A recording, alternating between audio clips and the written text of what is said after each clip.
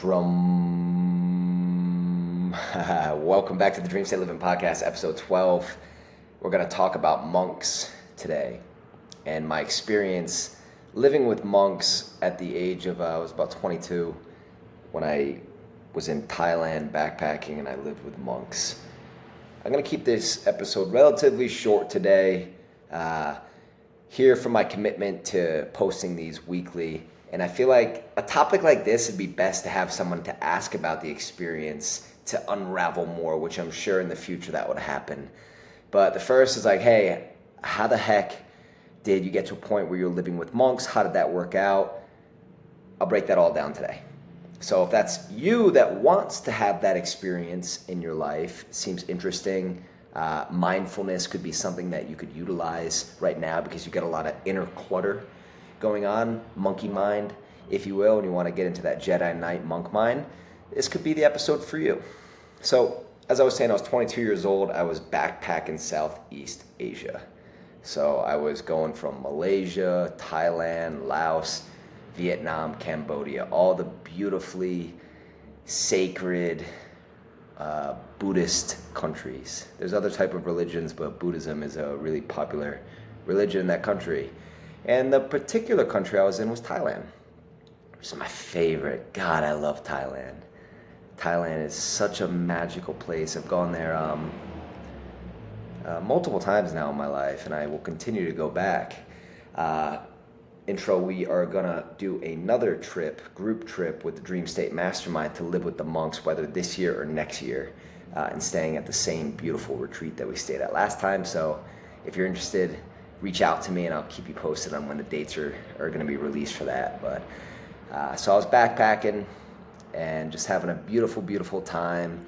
But I wasn't in the thought of really personal development, monk mode type of mindset. I was more 22 years old backpacking Southeast Asia, right? I'm staying at the Tipsy Tiger Hostel, I'm staying at Mad Monkey, I'm partying, I'm drinking almost every day, right? I was in that 22-year-old just mindset, looking to meet women, looking to laugh all night until 3 a.m. and wake up and sit on a beach and drink out of a coconut. I was enjoying my life. I was enjoying traveling. Don't get me wrong, I was learning a lot. I was building some beautiful emotional intelligence that I can get on I can go through on another podcast episode or YouTube video on how I was able to craft that. But my intention at that point was really to enjoy life and understand thyself. That was my intentions. I actually wrote a blog post before heading to Southeast Asia, which is about my why and how I was pretty unclear of my why. So although I was partying and I was having fun, I had this integral intention that was, I want to learn about thyself through this process. So I didn't know that was going to lead to me going to live with monks. I had no clue. So I'm in Malaysia actually, and Malaysia was the first country that I went through. So I'm in Malaysia and I was with my friend who I was backpacking with at this time. We ended up splitting up and doing our own solo retreats, but we were in Malaysia, and the night before, it's kind of a crazy story. So the night before, me and my friend Cody were like all excited. We're going to go night swimming. We're going to go jump in the ocean. And these local Malaysians, oh, yo, stop. And we're like, what's going on? And like, jellyfish. So good thing we didn't do that. Otherwise, we would have been peeing on each other. So we didn't go in the water. But the next night, we're sitting on the beach, just listening to some beautiful music, just dancing, what have you, and we see these girls, and they're running towards the water. So now tonight, me and my buddy are like, oh, whoa, stop, there's jellyfish.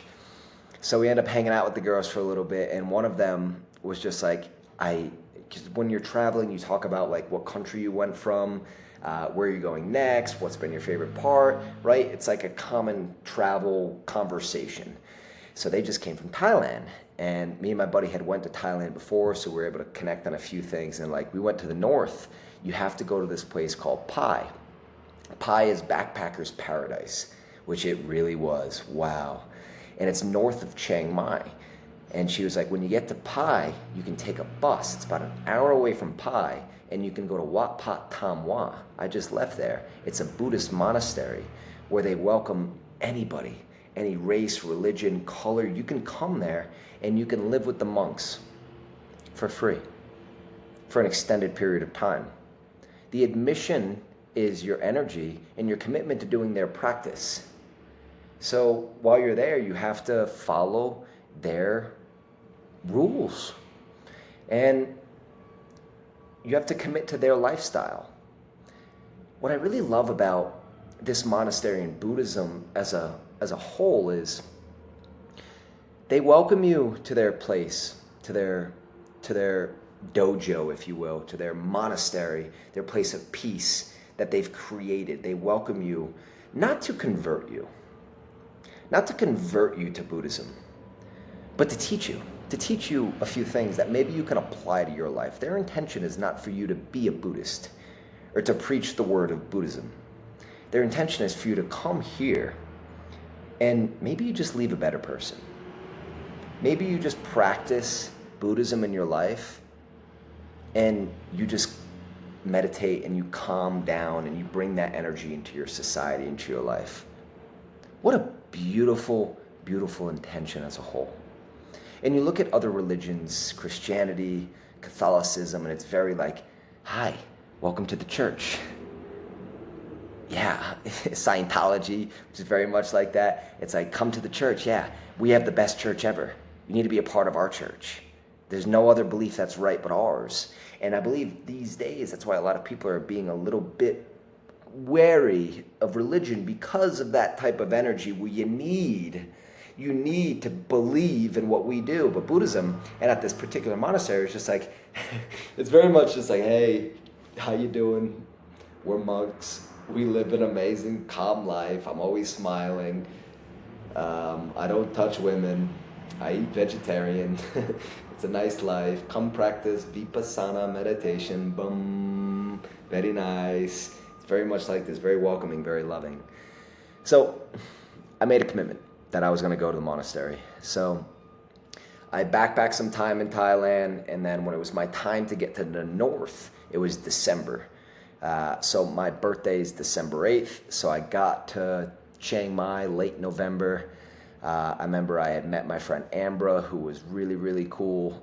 Ambra and I and a few others, we did the Chiang Mai Lantern Festival together, which is beautiful. Can't really remember if this is before or after the monks, but just a beautiful part of the world. And then spent a few days in Pai, went to a jungle party, partying, right? And this is like, before I went to the monastery, I was just living how I was living, right? I was drinking a lot. I was partying every night. So I had a lot of internal noise. So it's maybe December 1st. I get to the monastery. I plan to stay there for a week. And when you get there, you have the option to go silent. You wear a badge, or you just do normal. So I had made a friend, a really nice dude, while I was there. We're actually like, my kuti is what they called it, was here. It's like little huts that they put you in, and his was right here. I committed to going silent. So for a full week, me and this guy were communicating with only signals. And it was funny because he got there and he asked me some questions, and I was like, pointed like a direction. And then he committed. The next day I saw he had the silent badge as well. So I'll tell more about this gentleman after, but he went silent as well. So for a week, we're just like energetically not speaking, but sharing energy and just like respect, what have you. So I went silent. So my first day, I'll break down kind of how the days work. So my first day, I got there in the afternoon. So I walk up to this place and a bunch of people are all dressed in white. Just, I'm like, what the fuck is going on here? All right, welcome. So I show up, I get thrown in my white getup. And the first night, they didn't put me in that beautiful kuti. They put me in like a dorm style, sleeping on the ground. Monks don't believe in comfort, so I'm sleeping on the ground on this little thing. And I only got to do like the night meditation that night. So I'll break down that schedule after this. But that first night I'm sleeping and I'm like, all like, what did I get myself into? So I'm having trouble sleeping. People are snoring. I'm over here just like looking around like, what is happening? I'm wearing this white getup that they put me in, and I finally get to sleep and I feel something crawling on me, and it's a freaking cockroach like this. I grab it, I toss it across the room. It was just my initial instinct, and it landed on some foreigner, dude. Landed on some other foreigner. I see him squirm in his bed like, oh! So that was my first night, and then the next day you wake up, and the monks have their routine. So the goal is they say, okay, everyone wake up at 5 a.m. and then you meditate on your own for the first hour of the day. So meditate at 5, and then at 6, you meet us in the main hall. And the main hall is where we do our meditations, and it's close to where we have food. So we met in the main hall, and this is where we all sit in a circle, and the monks walk around, and you give your offerings.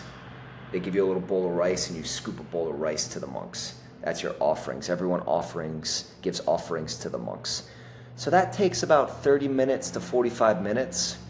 And then after you give your offerings, you get to have breakfast. So breakfast is very early, 7 a.m. breakfast, 7 or 7:30 a.m. breakfast. And it's like a full-on, we're not talking bacon and eggs over here. Listen, it's at a monastery in Thailand. It's completely vegetarian, but the food was delicious. But it's not normal breakfast food. And you only have 2 meals throughout the day, and they're both before noon. So me as a big dude, I was stacking up. I ate a lot of food. Excuse me. I loaded up. So in the morning, you have your first meal. It's like vegetables, tofu, rice, tons of rice, noodles sometimes, and they'd have fruit, and you'd load up and you'd eat. And then after breakfast is time for more mindfulness before your first meditation, which starts at 9 a.m. So after breakfast, you walk around, you clean all your own dishes, you help around how you can, and then 9 a.m. is the first meditation. So first meditation kind of goes like this. They sit down and they give you a little bit of a conversation. It's just like, hello, welcome to the morning meditation. Peace. I hope nobody get eaten by tiger last night. Seriously, they'd say shit like that, and it would just get me going. They're funny. They're funny monks. They really are. I freaking love these monks. The main monk, I called him the Grandmaster Funky Monk because he just had swag. Monk Abbott. And he gave me a medallion that I had back there last time when I took the DreamState there. Monk Abbott has swag. This dude is just like, he's just the man. I remember one night he's just like, before bed, he's just like, men, they go over here, women over there, no boom boom, monks, no boom boom. So when you here, no boom boom. When you leave, you can boom boom, but no boom boom here. Oh, it was legendary.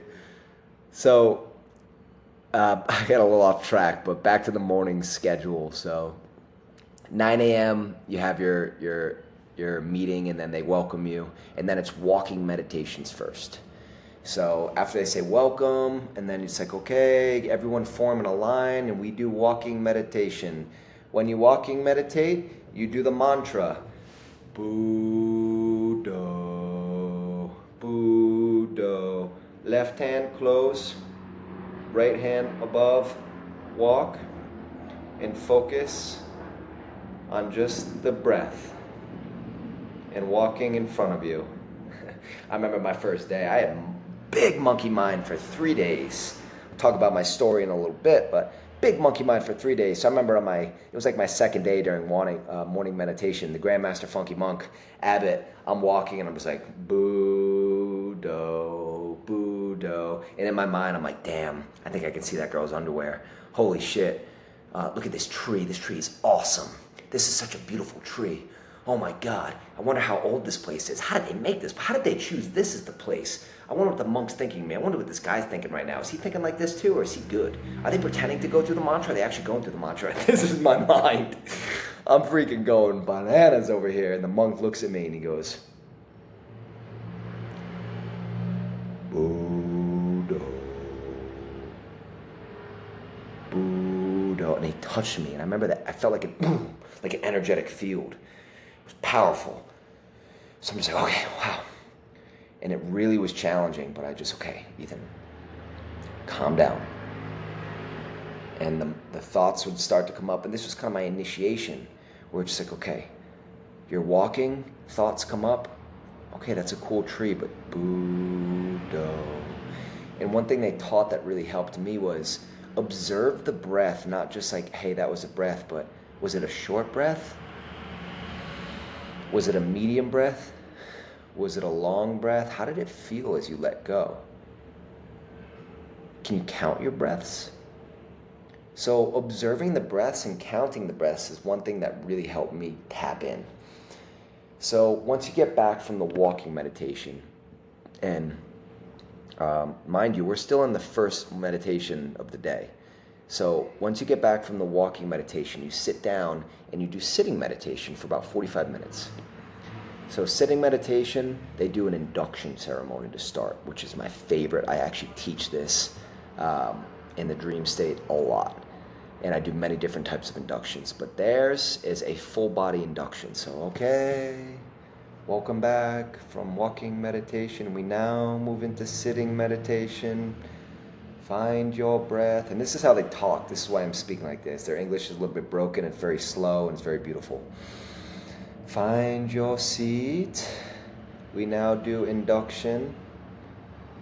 I want you to focus on the top of your head. Feel the energies, top of your head, moving down, forehead, eyes, nose, mouth, ears, left shoulder. I really want to say that because that's my favorite one. For some reason when they say the shoulders, it just gets me going. Shoulder. So they go through a full induction. They calm you down through your whole body. That is beautiful. And then after that, it's just silence.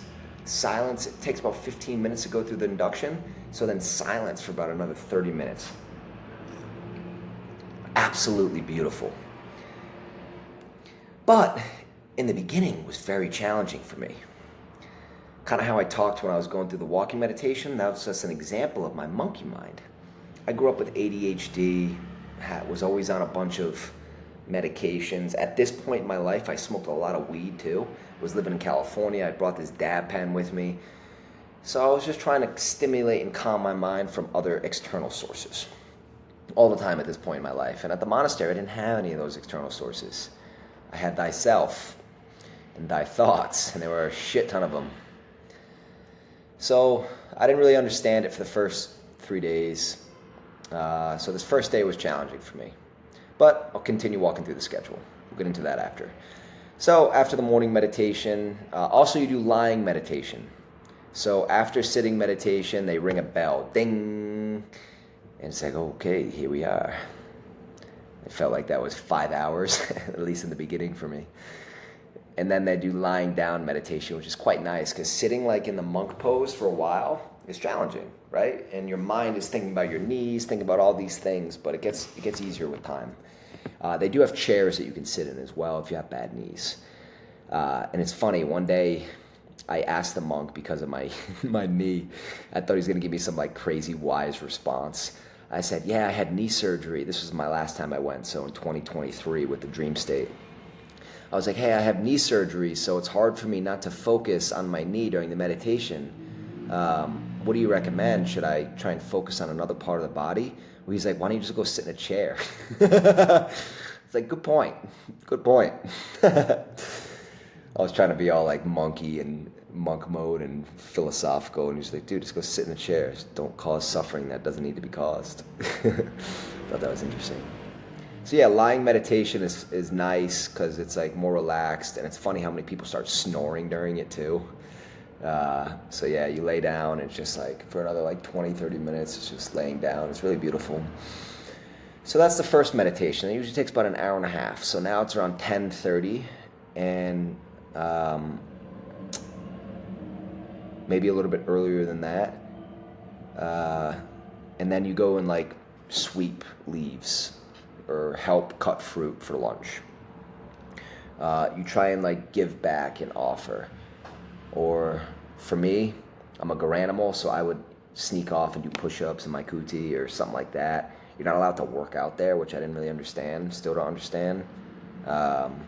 Oh, you know what? This is why I did ask about the workout last time I was there, so I do understand it now.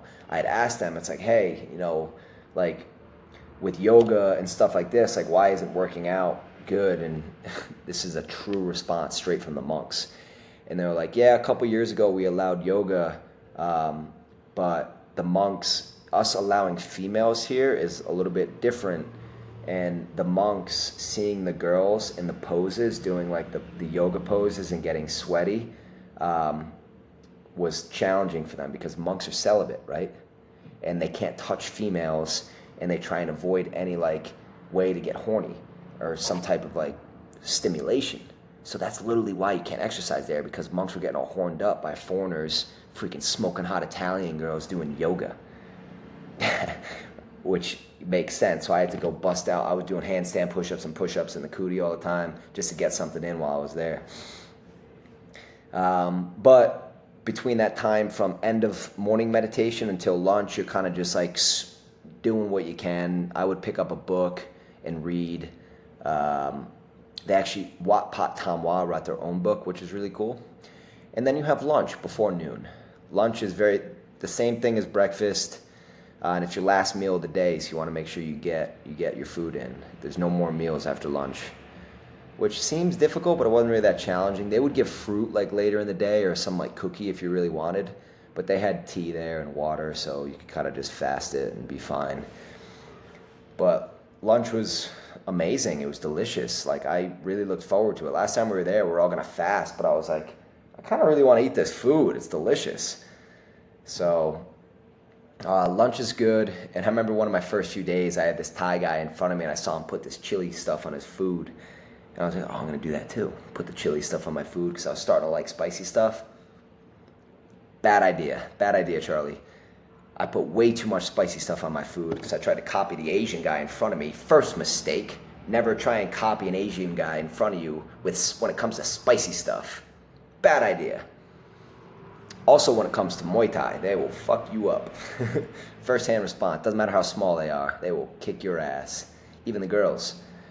So I put all the spicy stuff on my food, and I'm dripping sweat, pouring in sweat, just dying over here. And obviously, I have to finish the food. Imagine how bad it would be. All this food's free, and I don't finish it. I'm like, sorry, it's too spicy, Mr. Grandmaster Funk Monk. I'm going to throw away your food.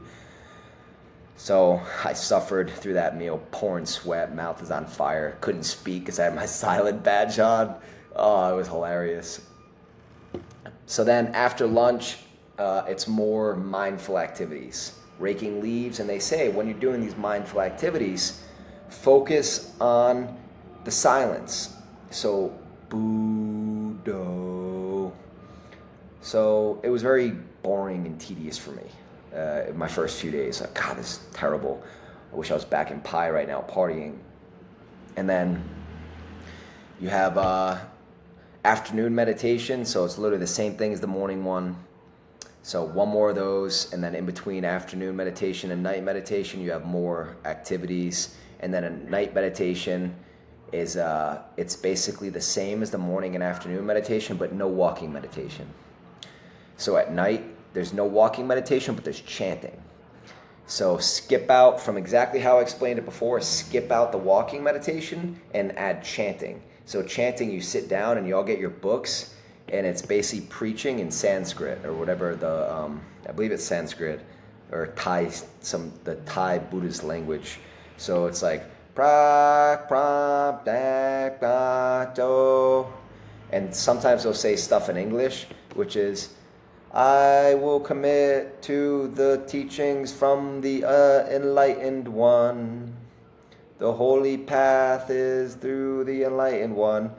And it was very interesting. And I would get into it. I would start dancing a little bit. Oh, hail the power to the enlightened one.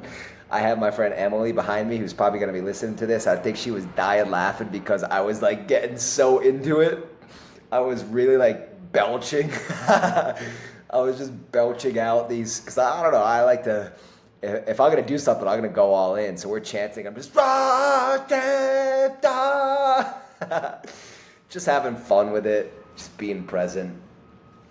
And then after night meditation, that ends around 7:30, and when you wake up at 5, you're ready for bed. So when I first went to the monastery, I told you they gave me this kuti. So it was my own little private hut, which was really cool. Had my own shower in it, had my own wooden bed with a yoga mat on it. That's how you sleep. Like I said, they don't really believe in comfort there, so don't expect to be comfortable. Surprisingly, felt fantastic on my back though for a few days, just sleeping on wood. But we went in 2023 as a group. We all stayed in like right next to each other, kind of how I talked about it before when we started. So very single file and think about like a hostel style, but no beds, and you're all just sleeping on the ground. That was a little bit challenging because I'm a light sleeper. So when people were snoring, it'd wake me right up. We had my buddy Sam with us. Sam snored like a great white buffalo. I remember kicking him one time. But then I actually found a way to go upstairs, and I found a good group of silent individuals that I slept with for the 4 days that we were there last time. But that's pretty much it throughout like the daily routine. That's the daily routine of a monk. So while you're there, you can commit to that. And they don't necessarily have like a time frame, but they don't want, it's not a charity. So they don't want somebody going there just to take advantage of the free food. Like it's a true commitment to learning. They'll only allow you to stay there if they can tell like you're fully committed to being there. First time I was there was this English dude that was there for like 2-3 months, and he was really like just becoming a Jedi Knight. And it was really cool to see. Shaved his head, the whole nine. He was on like his 30th day of fasting when I was there, which was really awesome to see, so respect to him. But kind of my process. So when I went there, in the beginning, I committed to the silence. I wanted to get the full experience. I'm in Thailand, I'm 22 years old. At this time in my life, I'm going through a little bit of an identity crisis. I'm having sexual frustration in my life. I'm only thinking about women for sex, and I was a confused young man. So I wanted to really commit to this. And when I was there, the first 3 days were extremely challenging. I felt like my shadow self, as Carl Jung talks about, was really like just starting to come out. The first day I was a little bit numb to it. I think maybe like the life that I just left was still like numbing me a little bit. But then day 2, I really woke up to like, wow, and I'm silent, so that shadow self starts to really speak to you and shows you who you are, and also starts to show you who you are not. I have these visions of people in my life that I was just like, maybe that's not a good person to be around, or why did you act like this in this scenario? Is that truly who you are? Or why are you showing up like this? Or why aren't you calling this family members so much? Or why are you drinking so much? And why are you this type of person? Do you believe in this? What do you want to do? And really a lot of these questions started to come up, and it was a lot to handle. It was a lot to handle and not have something to avoid that with. So the first 3 days, it was very challenging. In all of my meditations, that shadow self was just screaming at me. They call it monkey mind, but he wouldn't shut up. Just telling me like, why don't you leave, Ethan? You can get out of here. You can go back. You can go back to pie, and you can just numb yourself with alcohol. You don't need this. What's the point? You're just sitting here in silence. You're not accomplishing anything. Why are you even doing this? Oh, you keep failing at these meditations. Oh, why don't you go try and talk to that girl over there and break your silence? Oh, and a lot of just inner turmoil for the first 3 days. Like each meditation, I was like, I just don't get it. Each meditation feels longer than the last one. My monkey mind won't shut up. I'm not feeling like I'm accomplishing anything. I'm getting extremely aggravated. I'm getting extremely impatient. And then on the 4th day, something beautiful happened in the first meditation of the day. I showed up grudgingly, sitting in the meditation. After the walking meditation, it went as normal. The walking meditation went as normal. Monkey mind was going like crazy, all that inner turmoil. And then I sit down for the meditation, something kind of felt different. Something felt off. I was excited to get into the meditation that day. So I sit down and I get back to my normal routine that was working for me, where I could kind of get some I was starting to get maybe a minute of focus on the breath and getting in and tapping into being the exalted one and tapping into that peacefulness. And then this day, they went through the induction and I counted 333 breaths, and then boom, they rang the bell. So they rang the bell means that was 45 minutes of meditation. Those 333 breaths, I didn't understand how I actually got to that number. I really didn't. But it felt like 5 minutes. And I started tearing up. I started tearing up because it was the most beautiful experience of my life up to that point. Of time not really being existence, not having an existence, and not being over flooded with thoughts, and just being in a state of just beauty. There's common phrases where we think as human beings that we're going to get all our happiness from external sources, right? And this, to me, that day was proof that everything that is going to bring you true fulfillment is within you. The greatest gift of life is life itself, and awareness, and that's what we have inside of us. And to have the awareness of breath, and just to kind of let go, and just have the awareness of thoughts, and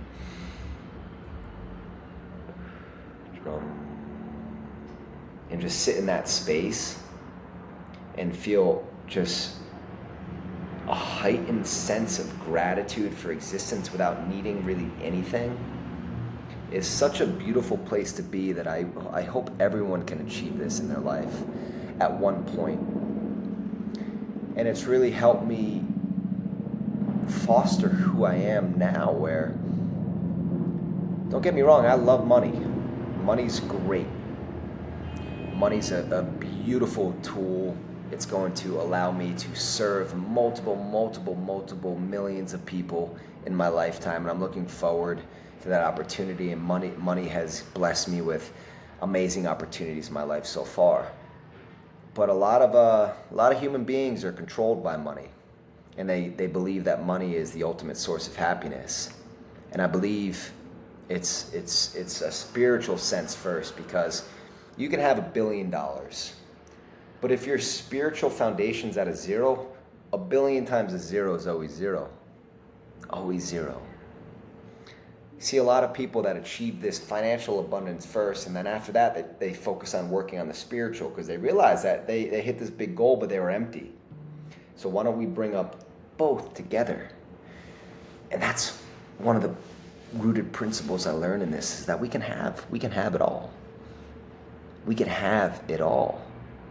But having that understanding in that day of just wow. And then throughout the rest of my time there, it was beautiful. I started to walk around with a new light in my face. My eyes were glowing up. My Dutch friend that I told you about in the beginning, I think he might have had the same experience, which we ended up talking after, because we spent a month backpacking together after. We're high-fiving, we're giving each other hearts. It was just so beautiful after that 4 days, where it came time. It was my birthday, December 8th, so it was the morning of my birthday, so it was my 8th morning being there. And I thought that was a good time to leave. I said I was going to be there for a week. So I took off my silent badge, and the Dutch guy and I talked, and we had a lot in common. He was like, yeah, I think I'm ready to leave too. I was like, oh, perfect, let's go back to Pai. And after that, we ended up taking a slow boat together down the Mekong River with another group of amazing people. Some of them were at the Monastery, and we ended up backpacking with a group of people for a month. But I wanted to talk about something really crucial, and I'll be vulnerable here with you. So after my experience of leaving the monks, and this experience here was really a big lesson for me versus all that I learned there. But what are you going to do after? you get this, you go live with monks, or you do some course, you join the dream state, and you feel this energy while you do it. But really what's important is the aftermath of what happens. Talk about this with ayahuasca. It's just a tool.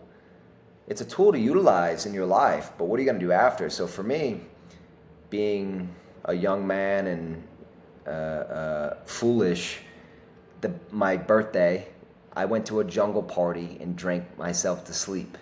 And I had this beautiful energy of leaving the monastery, like, wow, I'm so full of life. And then I drank a bunch because I thought, like, that's just what I was used to for my birthday. And then I went right back to feeling very low, very quick. So that 7 days of work was instantly taken down. Now, don't get me wrong, I still had the lessons. And I practice meditation, but it requires a lot more. It requires, to achieve these states of consistent, I don't even know the word for it, just consistent peace. It requires it to be a daily practice in your life. It can't just be, okay, I went and lived with the monks for 7 days. Now I have it. I have the secret. I get it. I don't need to do it anymore. Now, having a vacation like that, if you will, is valuable, right? Sometimes if you're in a relationship and with your wife and, you know, things are getting a little bit monotonous, it's like, babe, let's go on a vacation, right? And you strengthen the relationship. It can be the same with meditation. Sometimes it's good to do something like living with monks or some type of extended vacation where you're going to immerse yourself for a little bit longer in the act. It's going to be good to help with that daily routine. But the most important part is having the implementation into your lifestyle. Because you can't just expect 7 days to completely change your life. It's a tool that now, with this knowledge and understanding, you can bring it into your life. Now, you don't need to live the monk way, right? That's unrealistic in normal Western society to meditate for all day.